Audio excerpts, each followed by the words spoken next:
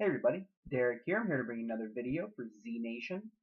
I just got done watching Welcome to the FU Bar, which was the seventh episode of the season. I was definitely impressed with it. I have to say that they definitely did a very good job um, with the with the humor in this episode.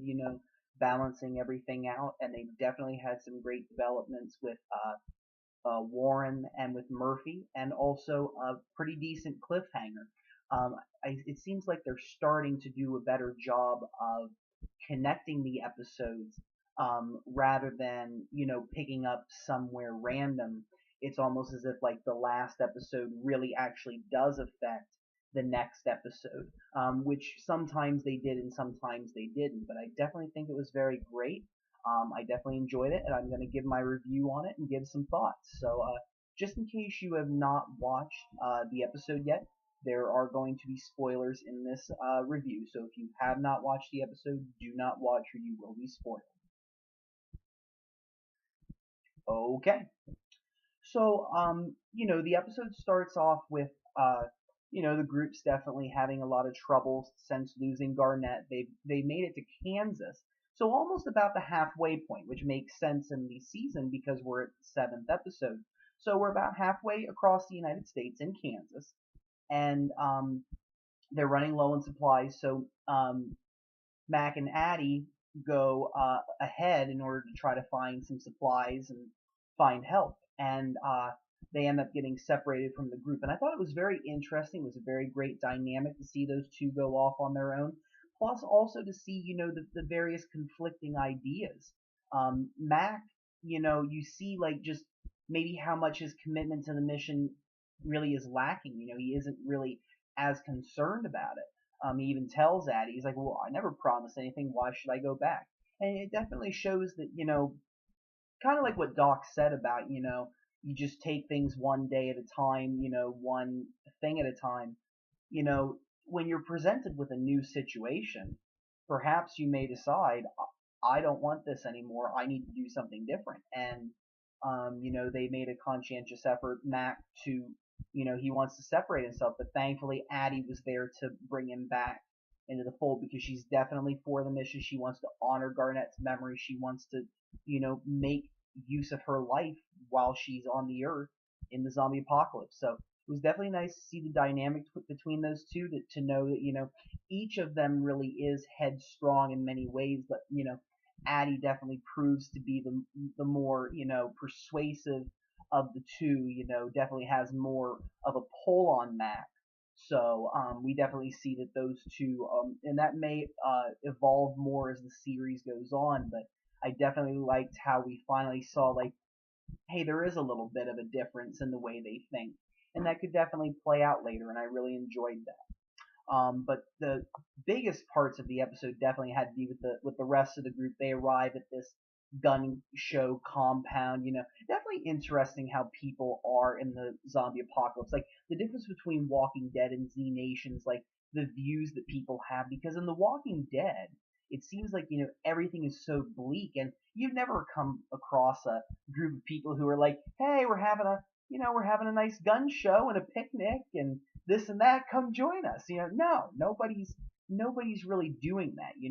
We see the major differences between both of these shows, and you like them for different reasons. And I kind of like the different kind of entertainment that Z Nation provides. And instead of having some big enemy, to deal with again. Instead, they find themselves at a, like a gun show, and those gun dealers in the first episode that sold Addie that bat, were in charge of it, and basically they were holding a gun show for a Barrett sniper rifle, which is a pretty powerful sniper rifle from what I've understood.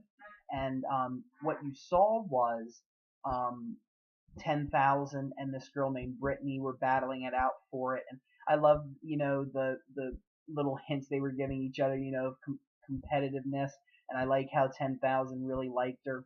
I hope that she reappears later with her father. I think that that's definitely something that could be explored. Or it just might be a one-shot thing, and many people may want to see 10,000 with Cassandra. But it was definitely nice of Z Nation to lower the intensity in this episode a little more and provide a little bit more humor, considering after having that extreme episode last week where we lose Garnett, we see the Pastor Jacob being absolutely insane. Sometimes it's nice to take a little break from the bad things and focus on something a little more light to the audience. And I think that that was very nice. It was definitely very entertaining to see them hold that gun competition. Definitely was nice to see the way the characters were interacting during it, and I thought that it was very cool. So those were definitely great parts of the episodes, but they definitely were not the overarching points of the episodes. We definitely had two big developments in this episode that really is going to set the tone for later on in the series, and one of them was Roberta. Obviously Roberta is definitely suffering from losing Garnett. She loved him, definitely had feelings for him, and now Garnett's dead. So, what ends up happening is, Roberta's basically just non-responsive, definitely having a very depressed time about it, which is not surprising. She lost the man that she loved, and I thought that it was very interesting. She just shut herself out. She's just going along. She goes into the bar probably in order to get drunk and drink her sorrows away, and a lot of different things start going on where the basically the guy that Murphy bit is basically going crazy, firing shots everywhere, which kills a guy in a outhouse and also kills the bartender. And Roberta stabs the bartender in the hand and hacks off his other hand as he's a zombie, and basically talks with him. And what I think that was, I think we all saw that was she really didn't get the chance to say everything that she wanted to say to Garnett before he died. I mean, and that's the thing. There were bullets flying everywhere. She had to get out of there. So definitely, we sometimes want to get closure in certain circumstances depending on how we feel about the situation. And you saw here that Roberta wanted a little bit of closure with uh, Garnett, but didn't get it. So she kind of used the zombie as a way to get out those final words and those final thoughts to Garnett and work through what she was doing. It was definitely a very interesting conversation, definitely a nice development. She noted how she loved Garnett for being the guy who embraced the zombie apocalypse. And she noted about like how tough he was at killing zombies, but you know that's what made him great. Is that he took the world and used it at his own advantage. He didn't sulk about it. He definitely was a great leader. She loved the fact that he was very tough, could kill zombies, and that he enjoyed doing that. And it was something that she found appealing. And another thing that you also saw was that he gave her hope, which is something that he gave to everybody. With his "we're going to do this mission, we're going to go and take Murphy to California."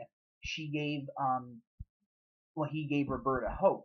Now, of course, that kind of worked twofold, because on the one hand, you have Roberta definitely feeling upset about getting that hope, and that hope was quickly crushed. And that's the thing about hope, is hope in a zombie apocalypse can be crushed in an instant. You definitely wanted to see the Garnett Warren relationship flourish, and instead it just got it ended prematurely. And that was definitely something that is going to affect Warren. But she had to overcome all those sad feelings that she was feeling at the time, and basically took her anger out at all the things that revolved around Garnett's death and what led to it, and was basically able to come out of that depression.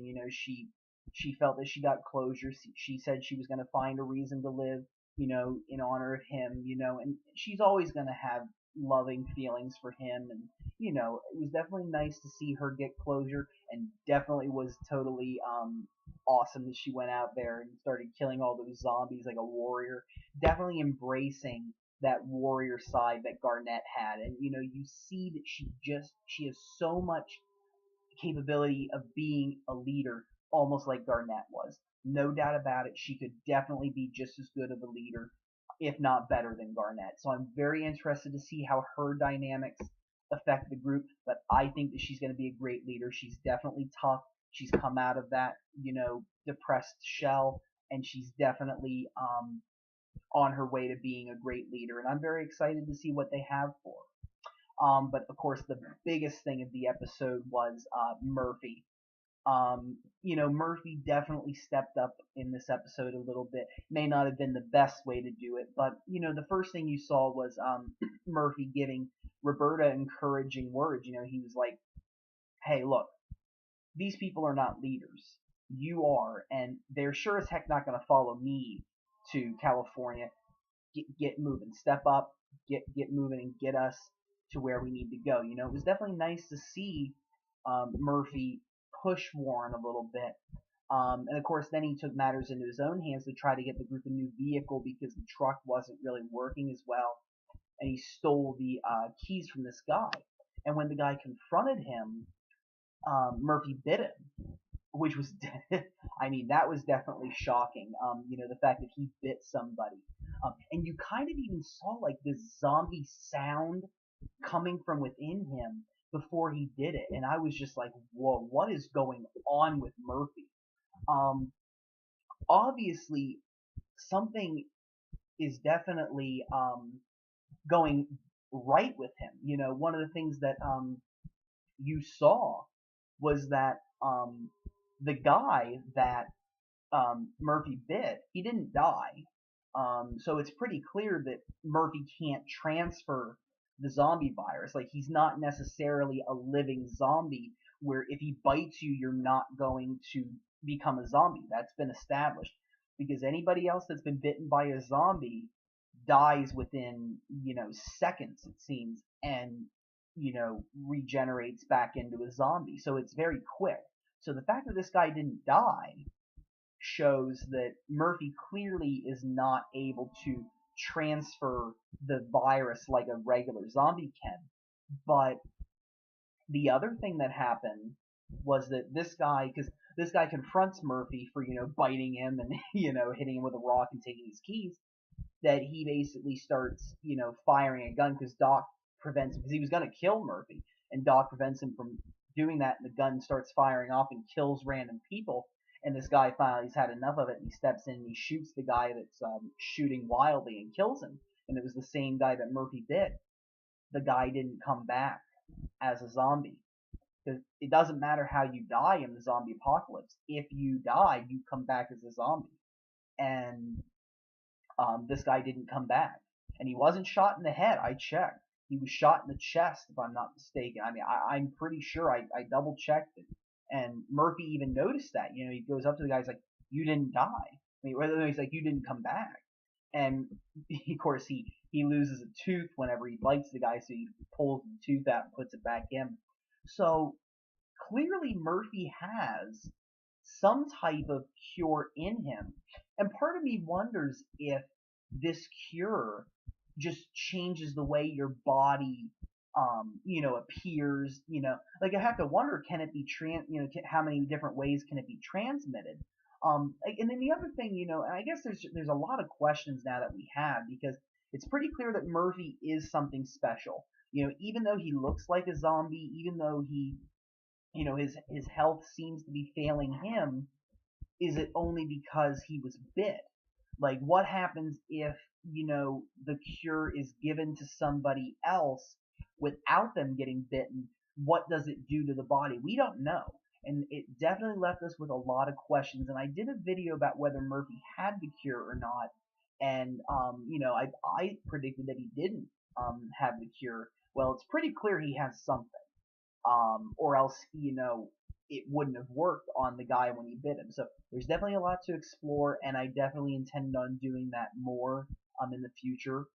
So stay tuned for that. And just, I really liked the way that the episode ended.